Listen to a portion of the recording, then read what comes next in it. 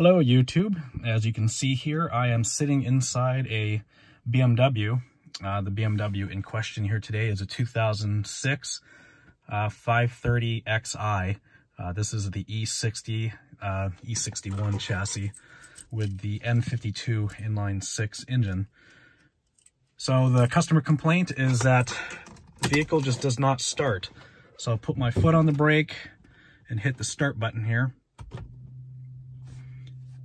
And we have nothing. I can kind of hear a ticking outside.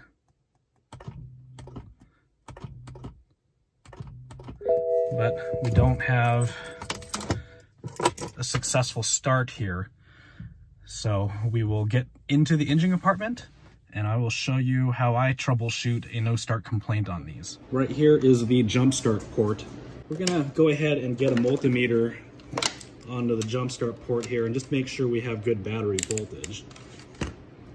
Just make sure we don't have some odd issue with battery voltage. So we've got the multimeter set up here on the jump start port.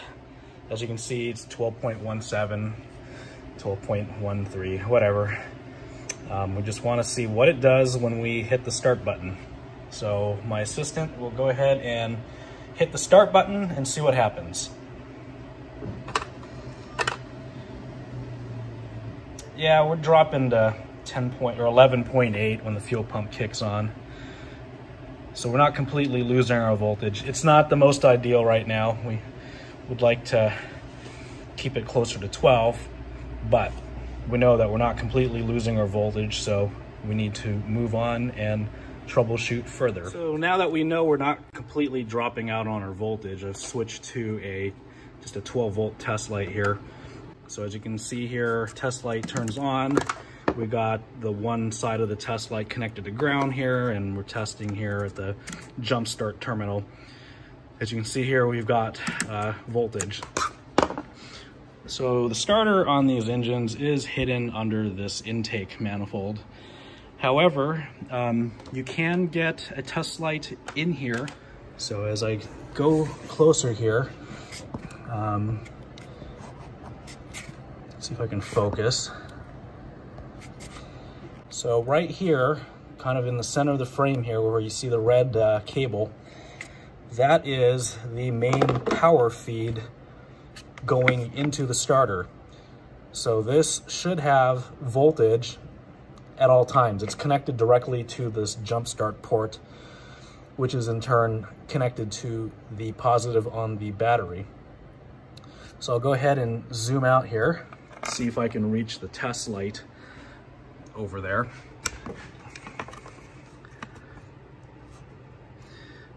All right, as you can see, we have voltage here. If you want, you can go ahead and try to probe that with a multimeter and just make sure you're getting your 12 volts down there. I'm pretty confident that we are, so I won't be doing that here in this video. But so we've got voltage at the constant on power source.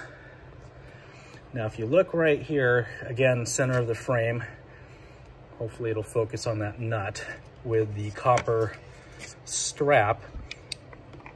That gets energized when you hit the start button. Okay, so test light is hooked in on that copper cable. So I'm gonna go ahead and have my assistant hit the start button.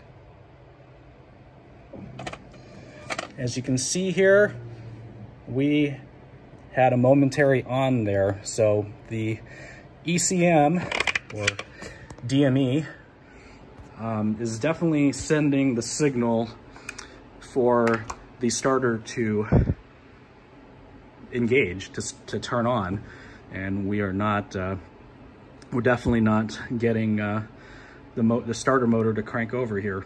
All right, I know I said that I wasn't gonna do it, but I'm gonna do it just so I don't have anyone troll me and say, oh, you didn't get the multimeter on it on camera. So what I'm gonna do is I'm just gonna grab a screwdriver. I'm gonna use a screwdriver carefully to touch that cable that I showed earlier. And I'm gonna use the red lead of my multimeter and touch it.